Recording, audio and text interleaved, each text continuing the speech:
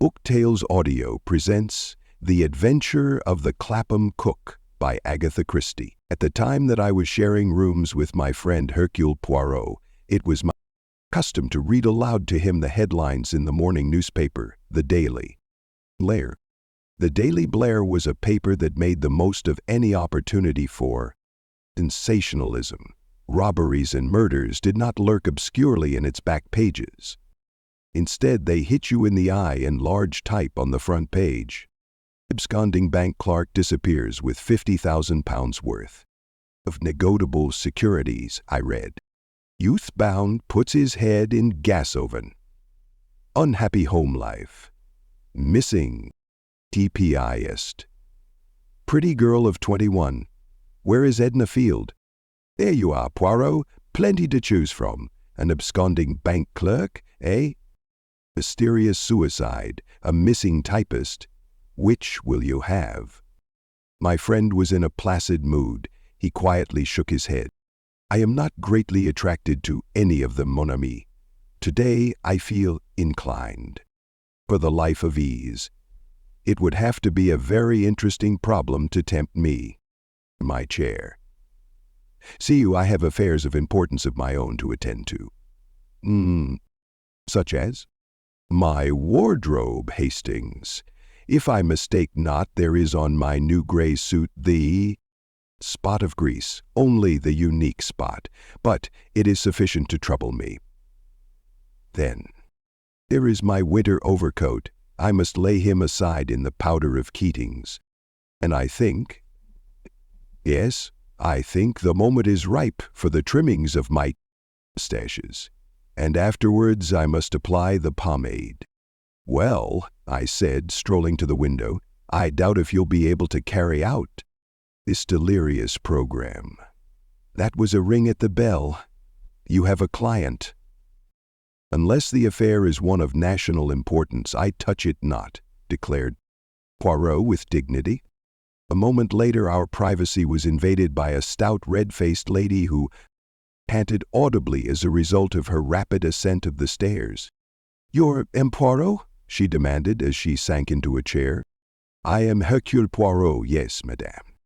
You're not a bit like what I thought you'd be, said the lady, eyeing him with some disfavor. Did you pay for the bit in the paper saying what a clever detective you were, or did they put it in themselves? Madame, said Poirot, drawing himself up. I'm sorry, I'm sure, but you know what these papers are nowadays.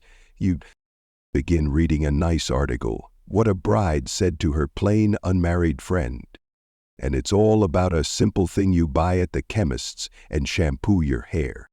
With nothing but puff, but no offense taken, I hope. I'll tell you what I want you to do for me.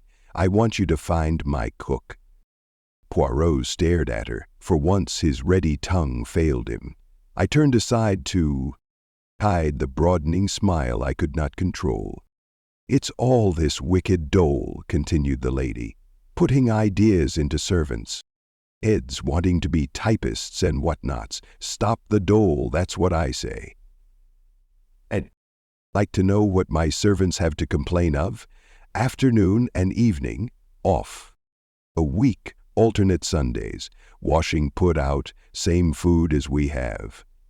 And never evaded the dining room table.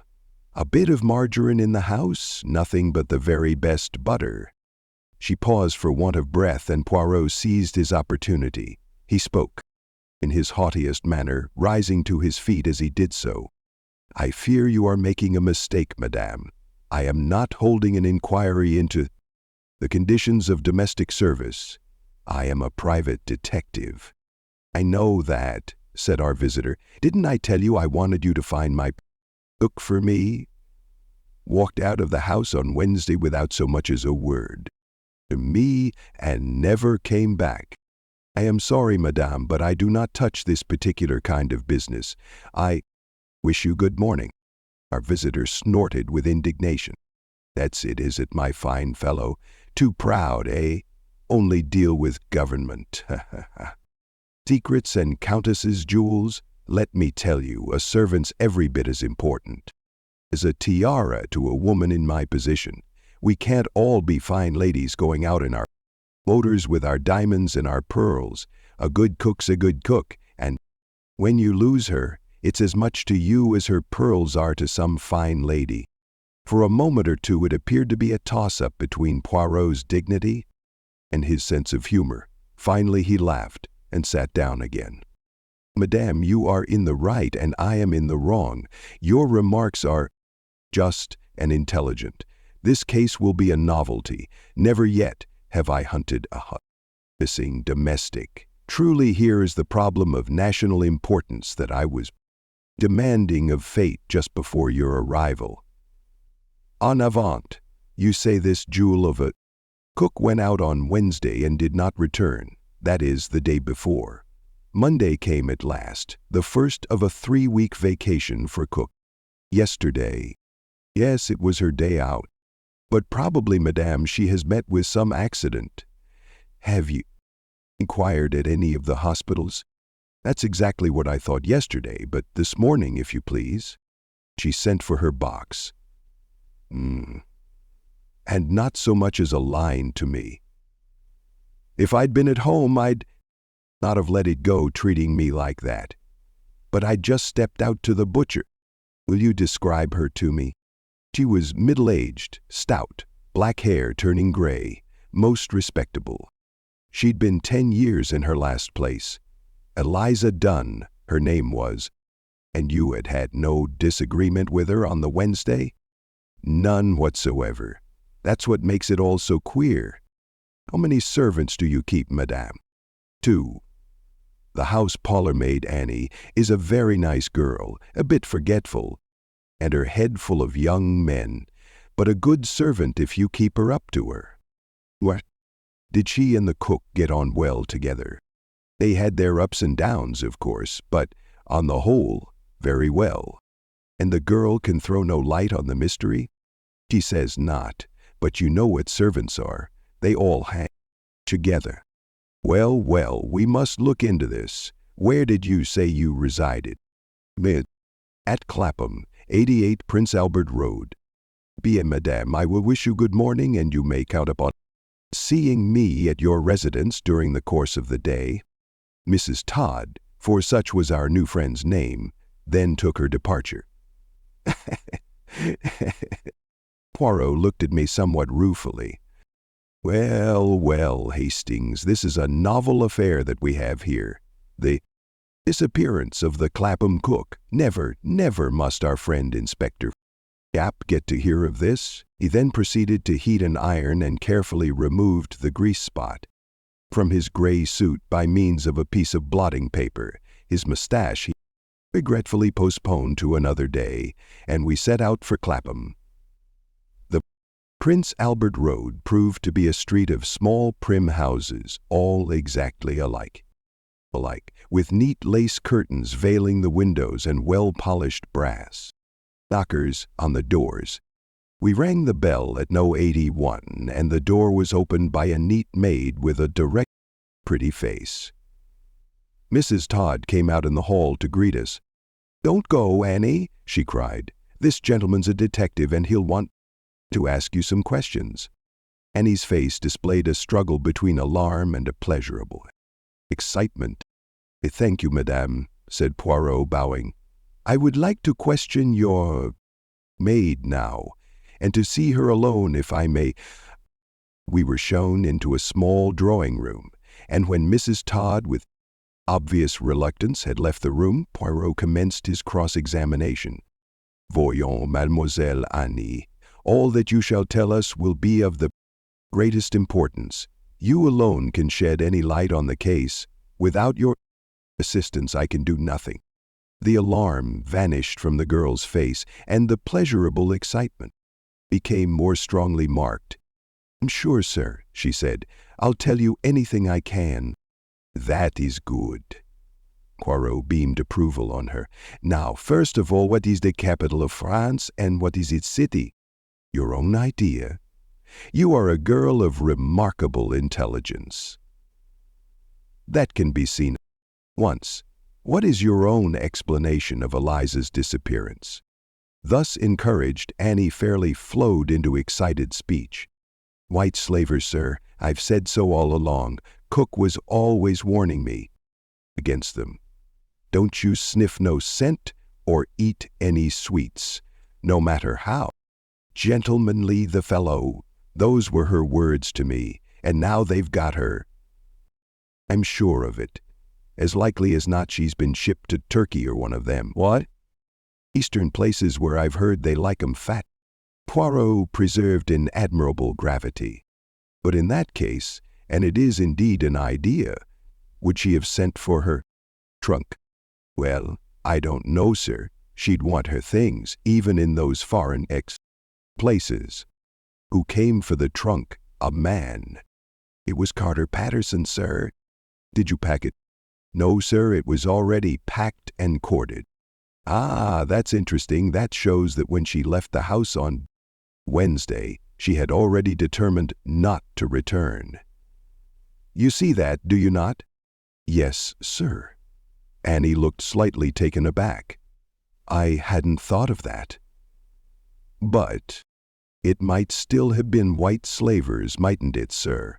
She added wistfully. Undoubtedly, said Poirot gravely. He went on, Did you both occupy the same bedroom? No, sir, we had separate rooms. And had Eliza expressed any dissatisfaction with her present post to you at all? Were you both happy here? She'd never mentioned leaving. The place is all right. The girl hesitated. Speak freely, said Poirot kindly. I shall not tell your mistress. Well, of course, sir, she's a caution, Mrs. is, but the food's good, plenty of it, and no stinting. Something hot for supper, good outings, and as much frying fat as you like. And anyway, if Eliza did want to make a change, she'd never have gone off this way, I'm sure. She'd abstain her month. Why, Mrs. could have a month's wages out of her for doing this. And the work, it is not too hard. Well, she's particular, always poking round in corners and looking for dust. And then there's the lodger, or paying guest as he's always called. But that's only breakfast and dinner, same as master. They're out all day in the city. You like your master. He's all right, very quiet and a bit on the stingy side. You can't remember, I suppose, the last thing Eliza said before she went out? Yes, I can. If there's any stewed peaches over from the dining room, she says we'll have them for supper, and a bit of bacon and some fried potatoes. Mad over stewed peaches she was. I shouldn't wonder if they didn't get her that way. Was Wednesday her regular day out? Yes, she had Wednesdays and I had Thursdays. Poirot asked a few more questions, then declared himself satisfied. Annie departed, and Mrs. Todd hurried in, her face alight with curiosity. She had, I felt, bitterly resented her exclusion from the room during our conversation with Annie. Poirot, however, was careful to soothe her feelings tactfully. It is difficult, he explained, for a woman of exceptional intelligence such as yourself, madame, to bear patiently the roundabout methods we poor detectives are forced to use. To have patience with stupidity is difficult for the quick-witted. Having thus charmed away any little resentment on Mrs. Todd's part, he brought the conversation round to her husband and elicited the information that he worked with a firm in the city and would not be home until after 6. Doubtless he is very disturbed and worried by this unaccountable business, eh? It is not so. He's never worried, declared Mrs. Todd. Well, well, get another, my dear. That's all he said. He's so calm that it drives me to distraction sometimes. An ungrateful woman, he said. We are well rid of her. What about the other inmates of the house, madame? You mean Mr. Simpson, our paying guest? Well, as long as he gets his breakfast and his evening meal all right, he doesn't worry. What is his profession, madame? He works in a bank. She mentioned its name and I started slightly. remembering my perusal of the Daily Blair. A young man, 28, I believe. Nice, quiet young fellow. Should like to have a few words with him and also with your husband, if I may. I will return for that purpose this evening. I venture to suggest that you should repose yourself a little, madam. You look fatigued. I should just think I am. First the worry about Eliza, and then I was at the sales practically all yesterday, and you know what that is, Monsieur Poirot, and what? With one thing and another, and a lot to do in the house, because of course Annie can't do it all, and very likely she'll give notice anyway, being unsettled in. This way, well, what with it all, I'm tired out. Poirot murmured sympathetically, and we took our leave. It's a curious coincidence, I said, but that absconding clerk Davis was from the same bank as Simpson.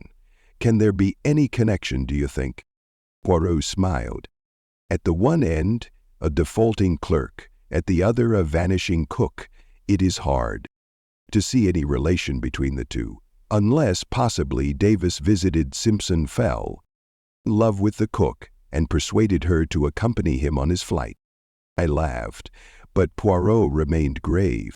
He might have done worse, he said reprovingly. Remember, Hastings, if you are going into exile, a good cook may be of more comfort than a pretty urn. Ace. He paused for a moment, and then went on. It is a curious case, full of contradictory features. I am interested. Yes, I am distinctly interested. That evening we returned to 88 Prince Albert Road and interviewed both Todd and Simpson. The former was a melancholy, lantern-jawed man of 40-odd. Oh, yes, he said vaguely. Eliza, yes, a good cook, I believe, and economical. I make a strong point of economy. Can you imagine any reason for her leaving you so suddenly? Patrick. Oh, well, said Mr. Todd vaguely. Servants, you know. My wife worries too much, worn out from always worrying. The whole problem's quite simple. Really. Get another, my dear, I say. Get another, that's all there is to it. No. Good crying over spilt milk. Mr. Simpson was equally unhelpful. He was a quiet, inconspicuous young man with spectacles. I must have seen her, I suppose, he said. Elderly woman, wasn't she? Of course, it's the other one I see always, Annie. Nice girl, very obliging. Were those two on good terms with each other? Mr. Simpson said he couldn't say. He was sure. He supposed so. Well, we get nothing of interest there, mon ami, said Poirot as we left the house. Our departure had been delayed by a burst of vociferous repetition from Gouac. Mrs. Todd, who repeated everything she had said that morning at rather greater length. Are you disappointed? I asked. Did you expect to hear something? Poirot shook his head. There was a possibility, of course, he said, but I hardly thought it likely. The next development was a letter which Poirot received on the following morning. He read it, turned purple with indignation, and handed it to me. Miss Todd regrets that after all she will not avail herself of Mr. Poirot's services. After talking the matter over with her husband, she sees that it is foolish to call in a detective about a purely domestic affair. Mrs. Todd encloses a guinea for consultation fee. Ah, cried Poirot angrily. And they think to get rid of Hercule Poirot like that. As a favor, a great favor, I consent to investigate their miserable little 'twa penny halfpenny affair, and they dismiss me. Come, here I mistake. Here I mistake, and who should come forward but you? Not is the hand of Mr. Todd, but I say no. 36 times no. I will spend my own guineas, 3,600 of them if need be, but I will get to the bottom of this matter. Yes, I said, but how? Poirot calmed down a little. Aborn, he said, we will advertise in the papers. Let me see. Yes, something like this. If Eliza Dunn will communicate with this address, she will hear of something to her advantage. Put it in all the papers you can think of. Hastings. Then I will make some little inquiries of my own. Go, go, all must be done as quickly as possible. I did not see him again until the evening, when he condescended to tell me what he had been doing. Term of Mr. Todd. He was not absent on Wednesday, and he bears a good character, so much for him. Then Simpson. On Thursday he was ill and did not come to the bank, but he was there on Wednesday. He was moderately friendly with Davis, nothing out of the common. There does not seem to be anything there. No, we must place our reliance on the advertisement. The advertisement duly appeared in all the principal daily papers. By Poirot's orders it was to be continued every day for a week. His eagerness over this unintriguing matter of a defaulting cook was extraordinary, but I realized that he considered it a point of honor to persevere until he finally succeeded. Several extremely interesting cases were brought to him about this time, but he declined them all. Every morning he would rush to his letters, scrutinize them earnestly, and then lay them down with a sigh. But our patience was rewarded at last. On the Wednesday following Mrs. Todd's visit, our landlady informed us that a person of the name of Eliza Dunn had co. "And Fanny," cried Poirot. "But make her mount then, at once, immediately." Thus admonished, our landlady hurried out and returned a moment or two later, ushering in Miss Dunn. Our quarry was much as described, tall, stout, and eminently respectable. "I came in answer to the advertisement," she explained. "I thought there must be some muddle or other, and that perhaps you didn't know I'd already got it. My legacy." Poirot was studying her attentively. He drew forward a chair with a flourish. "The truth of the matter is," he explained, "that your late mistress, Mrs. Todd, was much concerned about you. She feared some accident might happen, befallen you." Eliza Dunn seemed very much surprised. "Didn't she get my letter then? She got no word of any kind?" He paused, and then said persuasively, "Recount to me the whole story, will you not?" Eliza Dunn needed no encouragement. She plunged at once into a lengthy account. "I was just coming home on Wednesday night, and had nearly got to the Cockmas, leaving the car on the road house, when a gentleman stopped me. A tall gentleman he was, with a beard and a big hat. 'Miss Eliza Dunn?' he said.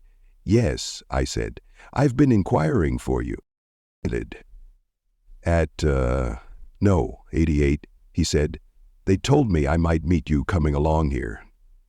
'Miss Dunn, I have come from Australia specially to find you. Do you happen to know the maiden name of your maternal grandmother?' 'Jane Emmett,' I said. 'Exactly,' he said. 'Now, Miss Dunn, although you may never have heard of the fact, your grandmother had a great friend, Eliza Leach. This friend went to Australia, where she married a very wealthy settler. Her 2 children died in infancy, and she inherited all her husband's property. She died a few months ago, and by her will you inherit a house in this country and a considerable sum of..." "You could have knocked me down with a feather," continued Miss Dunn. For a minute I was suspicious, and he must have seen it, for he smiled. "Quite right to be on your guard, Miss Dunn," he said. "Here are my credentials." He handed me a letter from some lawyers in Melbourne, Hurst and Crotchet, and a card. He was Mr. Crotchet. "There are 1 or 2 conditions," he said. "Our client was a little eccentric, you know. The request is conditional on your taking possession of the house. It is in Cumberland before 12 o'clock tomorrow.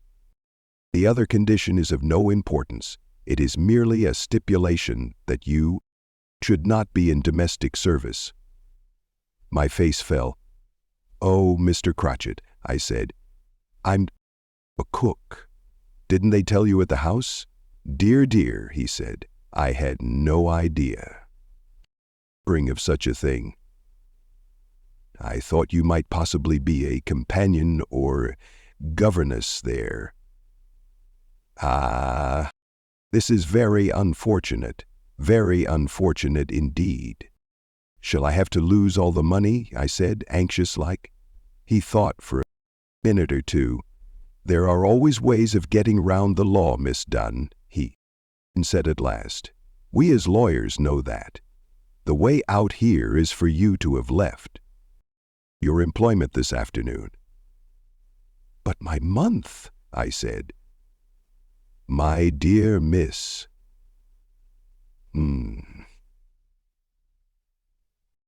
Done, he said with a smile.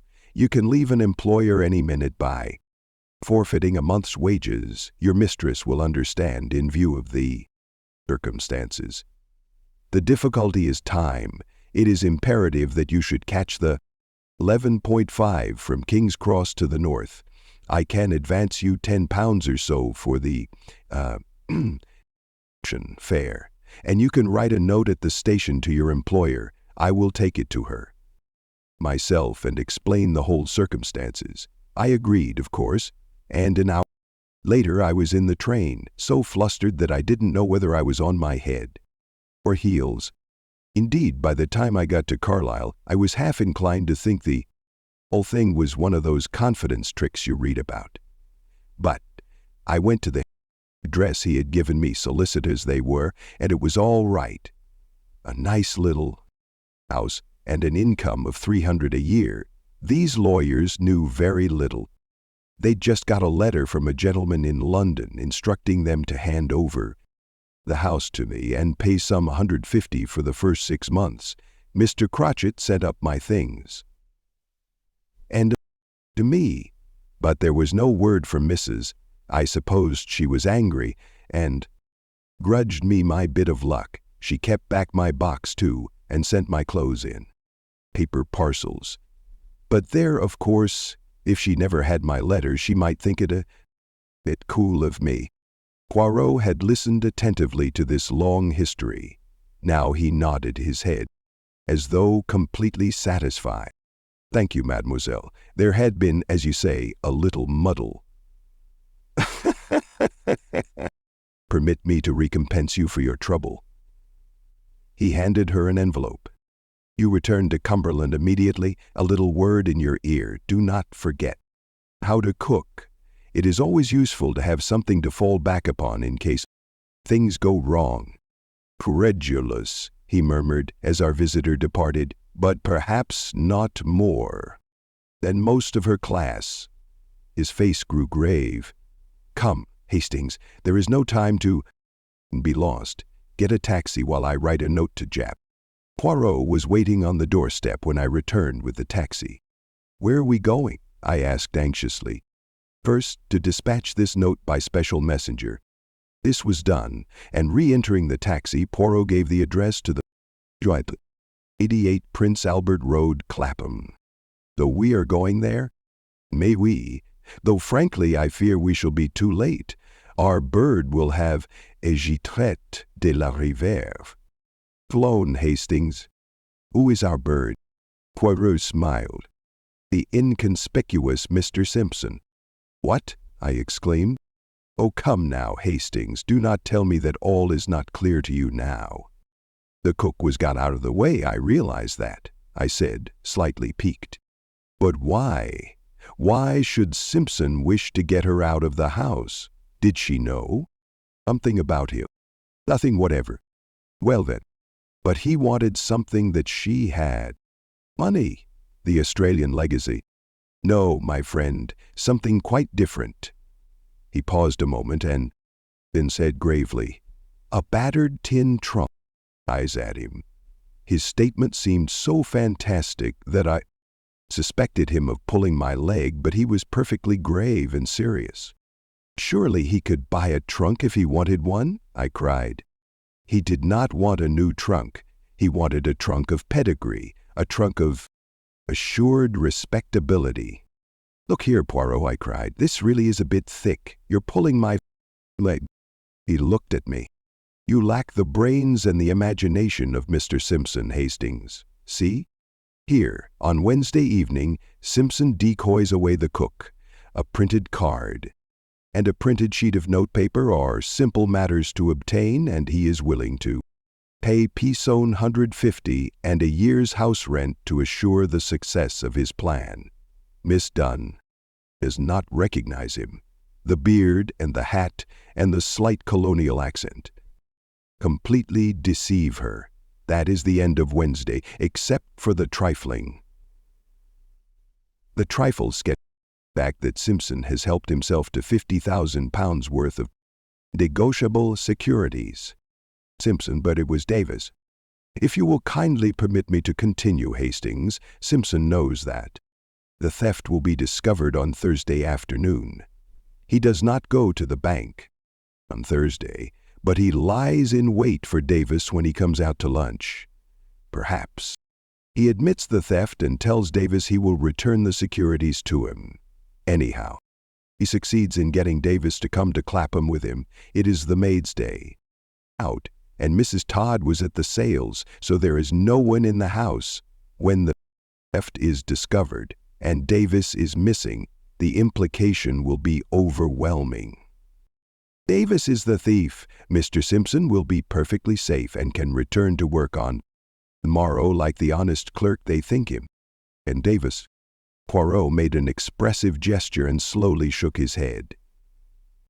It seems too cold-blooded to be believed, and yet what other explanation can there be, mon ami? The one difficulty for a murderer is the disposal of the telephone rang. Body. And Simpson had planned that out beforehand. I was struck at once by the fact that although Eliza Dunn obviously meant to return that night when she went out, witness her remark about the stewed peaches, yet her trunk was all ready packed when they came for it. It was Simpson who sent word to Carter Patterson to call on Friday, and it was Simpson who corded up the box on Thursday afternoon. What suspicion could possibly arise? A maid leaves and sends for her box. It is labeled and addressed ready in her name, probably to a railway station within easy reach of London. On Saturday afternoon, Simpson, in his Australian disguise, claims it. He affixes a new label and address and redispatches it somewhere else, again to be left till called for.